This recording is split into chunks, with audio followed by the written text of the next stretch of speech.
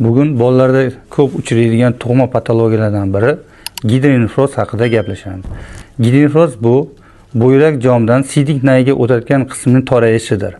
Gidronefrozning 4 ta darajasi bo'lib, 1-2 darajalar faqat kuzatuv orqali, 3-4 darajalari buyrak jarohatiga qarab operativ davo o'tkaziladi. Uchrashiga qarab bir tomonlama yoki ikki tomonlama bo'lishi mumkin.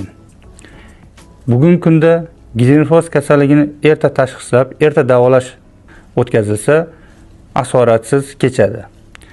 Gidronefrozni hozirgi kunda zamonaviy usullar bilan, ya'ni kesmasdan laparoskopik pieloplastika qilish amaliyoti keng qo'llaniladi. Agar sizning bolangizda shunday tashxis qo'yilgan bo'lsa yoki sizda shu haqida savollar tug'ilsa, Toshkent Medical Park klinikasiga murojaat qilishingiz mumkin. Biz sizga kerakli maslahatlarni beramiz.